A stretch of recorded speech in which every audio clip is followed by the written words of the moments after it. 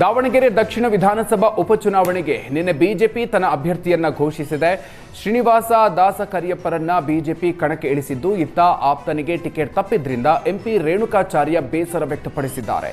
Ajay ಕುಮಾರ್ಗೆ ticket ಕೊಡಿಸೋದಕ್ಕೆ Renukacharya lobby ಮಾಡಿದ್ರು. ಆದರೆ ಕೊನೆ ಕ್ಷಣದಲ್ಲಿ ಶ್ರೀನಿವಾಸ್ ಅವರಿಗೆ ಟಿಕೆಟ್ ನೀಡಲಾಗಿದೆ. ಈ ಬಗ್ಗೆ ಮಾತನಾಡಿದ ರೇಣುಕಾಚಾರ್ಯ, ನಾನು ಅಜಯ್ ಕುಮಾರ್ ಪರ ಟಿಕೆಟ್ ಕೇಳಿದ್ದು ನಿಜ, ಆದರೆ ಶ್ರೀನಿವಾಸ್ಗೆ ಟಿಕೆಟ್ ನೀಡಿದ್ದಕ್ಕೆ ಅಸಮಾಧಾನ ಇಲ್ಲ.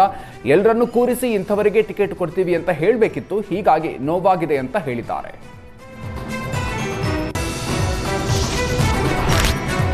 ಬಾಗಲಕೋಟೆ ದಾವಣಗೆರೆ ದಕ್ಷಿಣ ಕ್ಷೇತ್ರಕ್ಕೆ ಉಪಚುನಾವಣೆ ಟಿಕೆಟ್ ಘೋಷಣೆಯಾಗಿದ್ದು, ಈ ಬಗ್ಗೆ ಕಲಬುರಗಿಯಲ್ಲಿ ಬಿವೈ ವಿಜಯೇಂದ್ರ ಪ್ರತಿಕ್ರಿಯೆ ನೀಡಿದರು. ಬಾಗಲಕೋಟೆ ದಾವಣಗೆರೆ ದಕ್ಷಿಣ ಕ್ಷೇತ್ರಗಳಿಗೆ ನಮ್ಮ ಅಭ್ಯರ್ಥಿಗಳ ಹೆಸರು ಘೋಷಣೆ ಮಾಡಲಾಗಿದೆ. 2 ಕ್ಷೇತ್ರಗಳಲ್ಲಿ ದೊಡ್ಡ ಮಟ್ಟದ ಗೆಲುವು ನಮ್ಮ ಅಭ್ಯರ್ಥಿಗಳಿಗೆ ಸಿಗೋ ಭರವಸೆ ಇದೆ ಅಂತ ಹೇಳಿದ್ದಾರೆ.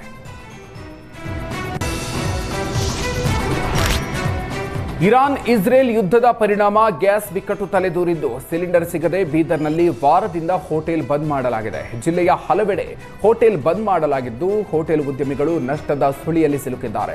ಇತ್ತ ಕೆಲಸ ಇಲ್ಲದೆ ಸಿಬ್ಬಂದಿಗಳು ಕಂಗಾಲಾಗಿದ್ದಾರೆ. ಸಿಬ್ಬಂದಿಗೆ ಕೂಲಿ ಕೊಡೋದಕ್ಕೆ ಆಗದಂತ ಪರಿಸ್ಥಿತಿ ಎದುರಾಗಿದೆ ಅಂತ ಹೋಟೆಲ್ ಮಾಲೀಕರು ಕಳವಳ ವ್ಯಕ್ತಪಡಿಸಿದ್ದಾರೆ.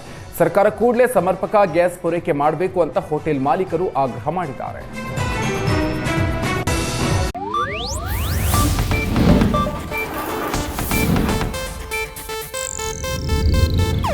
ಇದು ಏಷ್ಯಾನೆಟ್ ನ್ಯೂಸ್ ನೆಟ್ವರ್ಕ್ ಪ್ರಸ್ತುತಿ.